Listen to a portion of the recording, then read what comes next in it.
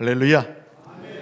우리 옆에 계신 분들 사랑의 눈으로 바라보시면서 우리 한번 우리 서남교회 축복의 인사말로 우리 교제할까요? 축복합니다.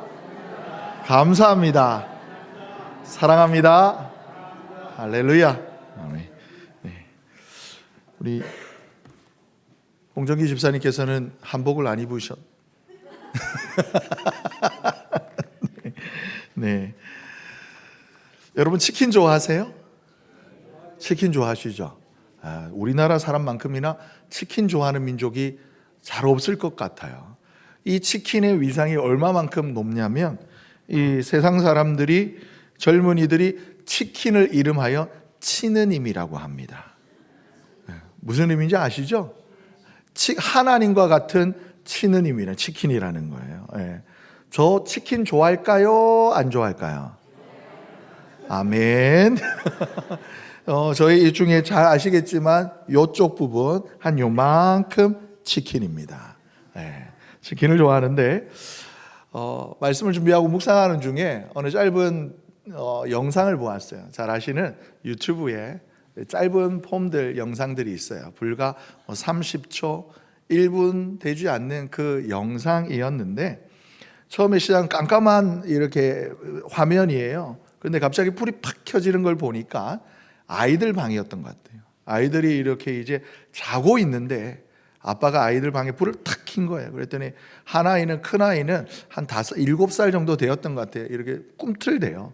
그런데 옆에 있는 작은 동생은 깨지도 않고 가만히 자고 있는데 아빠가 그 방에다가 한마디를 던져요. 무슨 말이었을까요? 그렇죠. 얘들아, 치킨 먹자. 이런 거예요. 그러더니 갑자기 둘째 동생도 벌떡 이렇게 팍 일어나더니 치킨이다! 이러더니 그 아들 둘이에요. 아들 두 녀석이 내복바람인데 엉덩이 춤을 막 추면서 야호! 이러면서 이제 아이들 방을 나서는 것을 이렇게 나오는 짧은 한 15초 될까요? 30초 될까 말까 한 짧은 영상이었어요. 그런데 그 영상에 이런저런 댓글이 달리겠죠. 오늘 밤은 치킨이다 부터 시작해서 애기들이 귀엽네요 나오는데 어느 한 짧은 문장이 이렇게 댓글이 달렸어요.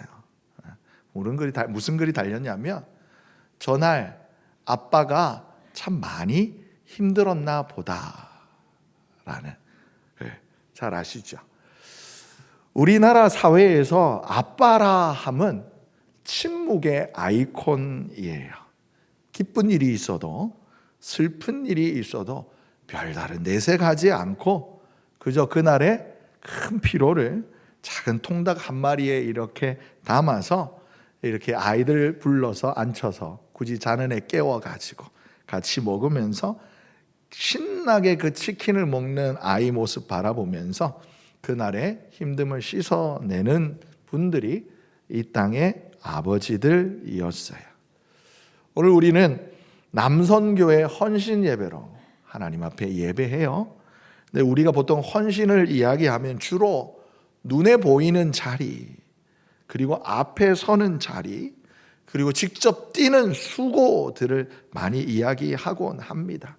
그래서 주로 헌신하면 앞에 있는 이끄는 사람, 큰 소리로 말을 하거나 많은 말을 하는 분들, 최종 결정을 하는 사람들을 우리는 먼저 생각해요. 그런데 오늘 우리가 함께 읽은 우리에게 주신 하나님의 말씀을 보면 성경은 하나님 앞에서의 헌신의 또 다른 한 장면을 보여주고 계셔요. 잘 아시는 것처럼 출애굽 이후에 이스라엘 민족은 제대로 조직이나 체계가 잘 갖추어진 그런 나라가 아니었어요. 어떻게 보면 자기네들을 쫓아오는 애굽의 마병과 앞에 우왕좌왕하는 모습들을 그저 보여주었던 오합지졸의 그냥 집합체였습니다. 그냥 전쟁 경험도 없고 안주할 성읍도 없는, 그를 지킬 제대로 된 군대도 없는 그런 광야 공동체가 바로 이스라엘 민족이었습니다. 그런데 그런 이스라엘 향해서 어떻게 보면 큰 전쟁이, 큰 시련이 다가왔어요. 바로 아말렉의 기습 공격이었습니다. 그리고 익히 성경을 잘 아시는 분들 아시겠지만 이 전투에 있어서 전쟁에서 칼을 들고 앞장서서 나간 인물이 있었습니다. 누구예요? 누구였을까요? 그렇죠. 아멘.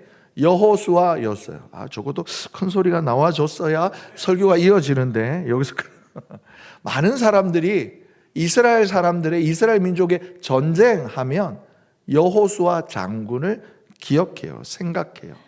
그런데 오늘 성경을 보게 되어지면 아말렉과의 이 첫 번째 전쟁에서의 승리의 원인이 어떻게 보면 치열한 전쟁, 전투의 현장에서도 있었겠지만 여호수아와 그를 따랐던 군대에 피 흘리는 노력이 있었습니다. 그런데 그뿐만이 아니라 어느 그 전쟁이 치열한 격전의 현장이 내려다 보이는 어느 산 위에 그 조용한 작은 모임에도 하나님의 시선이 주목하고 있음을 오늘 본문은 이야기하고 있어요.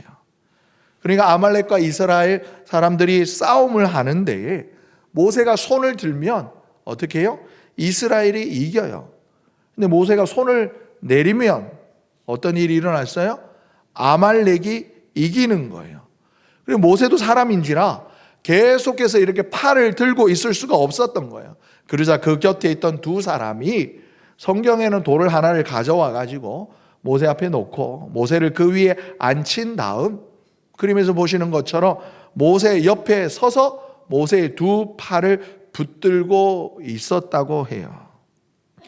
많은 사람들이 이스라엘의 지도자인 모세를 주목하고 많은 사람들이 주목하는 그 지금 사건이 일어나고 있는 그 전쟁의 현장에 나가 있는 선봉장, 군대 장관 여호수아를 칭찬합니다.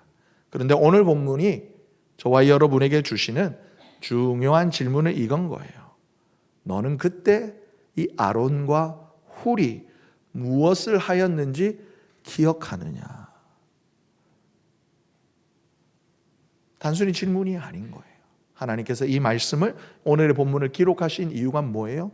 너는 이때 이 아론과 훌이 하였던 일을 기억하라 라는 말씀인 겁니다.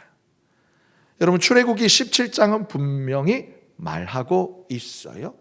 이 전쟁 아말렉과의 전쟁에서의 승리는 단순히 여호수아의 용기와 용맹 때문만도 아니고 이스라엘 군대의 그 실력 때문만도 아니었다는 거예요. 여러분 아무런 외적 요인이 하나님의 도우심이나 그런 외부 작용이 없었을 때 이스라엘과 아말렉이 싸웠으면 누가 이겼을까요? 그렇죠. 아말렉이 이겨요. 어디서 알 수 있느냐? 모세가 손을 들었을 때 모르겠지만 손을 내리자 누가 이겼다고요? 아말렉이 이겼다는 거예요. 중보의 기도나 하나님의 도우심이 없었을 때 흔히 말하는 객관적인 전력 차이를 보면 아말렉의 승리가 당연한 상황이었다라는 거예요.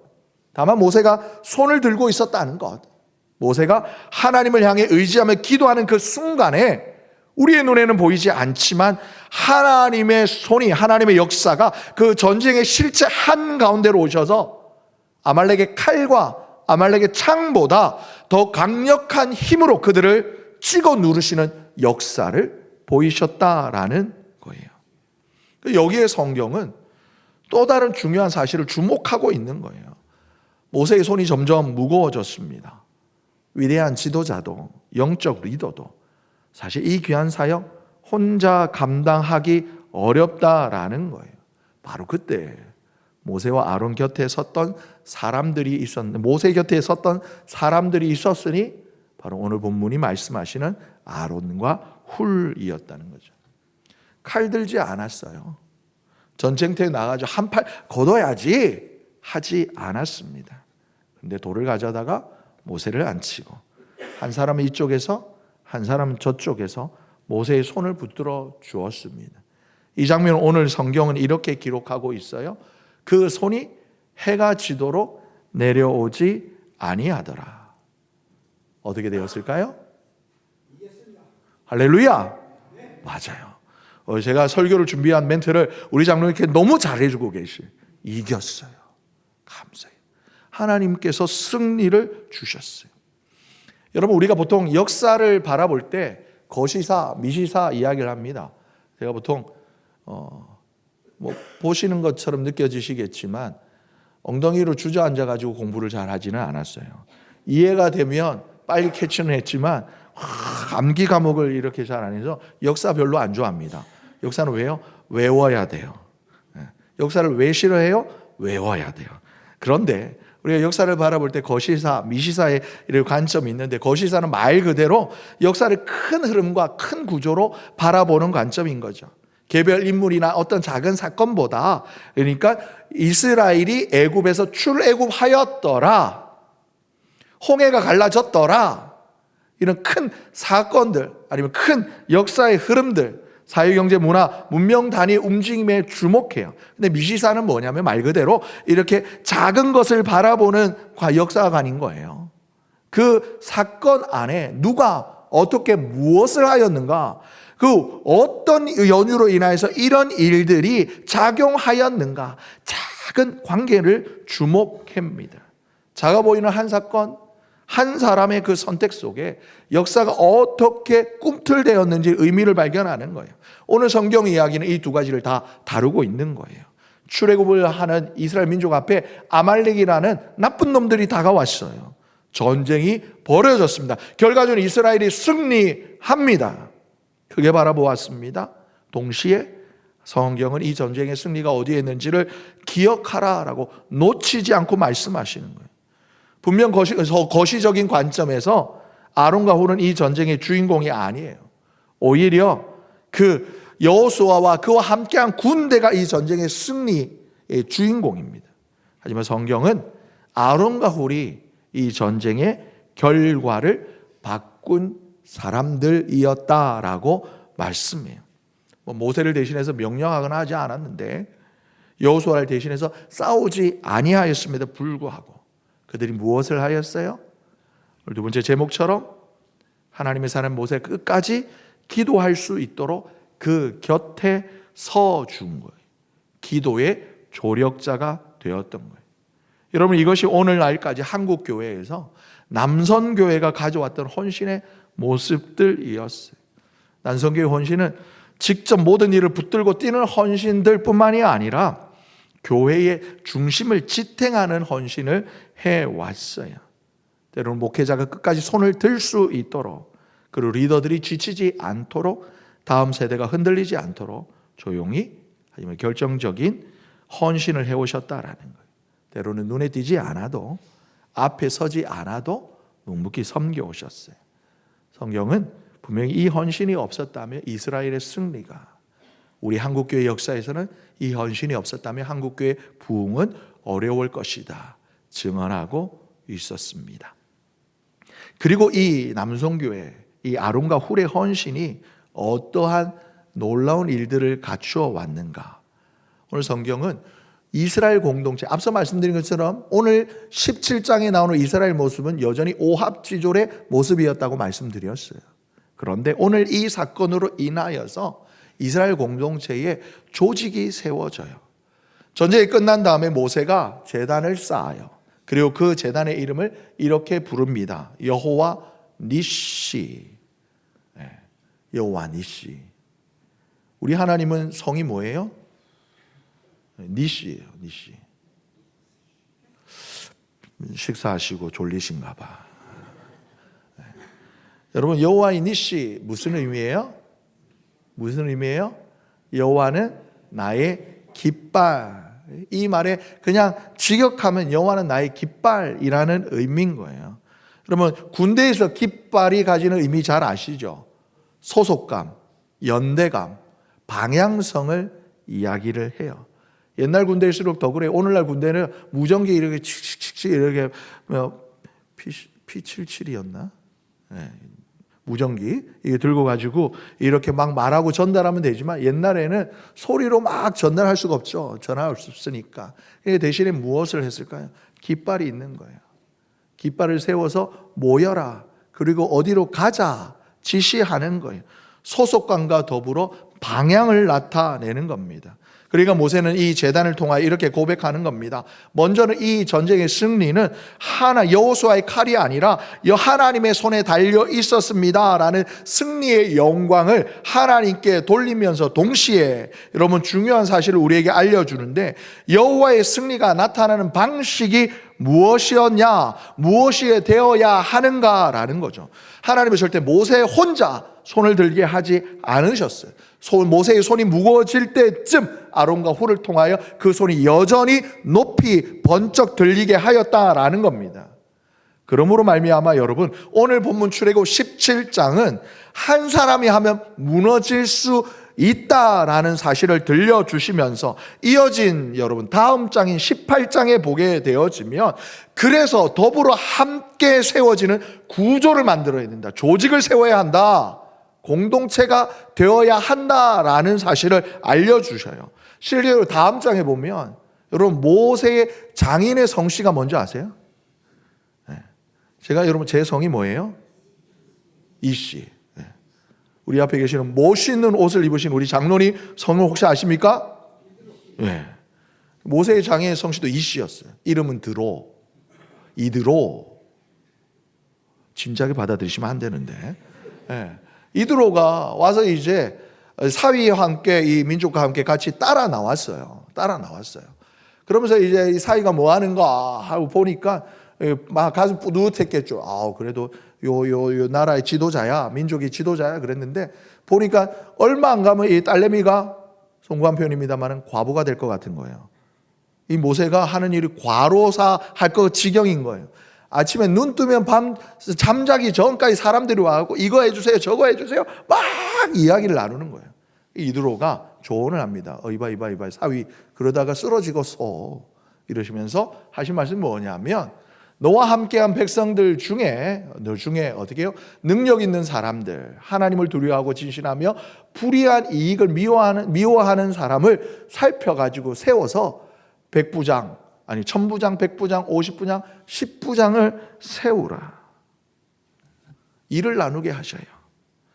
여러분 17장에 모세 곁에 선 아론과 훌의 이 작은 삼각 편제가 18장에 오게 되어지면 확대되어지는 거예요. 모세의 손이 내려하지 않도록 양쪽에서 붙드는 사람이 필요하고, 또 그가 지치지 않도록 더불어 함께 사역하는 헌신들이 그렇게 서로 물고 물리어 거룩한 믿음의 공동체 구조를 세우도록 발전시키는 거예요. 여러분, 우리의 헌신도 여기까지 와야 하겠습니다. 사랑하는 성도 여러분, 말씀 마무리합니다. 오늘 말씀을 통해 하나님 앞에 여러분 싸우는 사람뿐만이 아니라 뒤에서 손을 들어주는 사람을 통해 하나님께서는 하나님의 역사를 이루어 오셨다. 그리고 하나님께서는 그 한 사람 한 사람의 묵묵한 헌신을 기억하고 계신다라는 것입니다.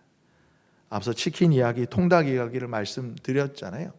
어떻게 보면 한국 사회에서 우리 남성들의 이미지가 묵묵히, 때로는 기쁜 일이 있어도 크게 표하지 아니하며 슬픈 일이 있어도 이렇게 크게 내색하지 아니하고 그저 작은 통닭 하나 놓고 가족들과 함께 그 신을 털어낸 것처럼 믿음의 아버지들, 교회의 긴 믿음의 용사들은 어떻게 해야 될까요? 하나님 앞에 나와 치킨이 아니라 예배로, 찬송으로 하나님 앞에 나의 시련과 나의 기쁨과 즐거움 모두 다 내려놓으며, 때로는 이 일이 힘들고 어려울 때마다 서로 더불어 돌아보아 하나님께서 기뻐하시고 축복하시는 아름다운 믿음의 공동체, 우리 선함교회가 든든히 서도록 서로 아름다운 연합으로 아름다운 믿음의 기둥들을 세워가시는 사랑하는 우리 선함교회 남성교회 회원들 한 분 한 분 되시기를 예수님의 이름으로 축복합니다. 하나님께서 여러분들의 삶을 주목하십니다.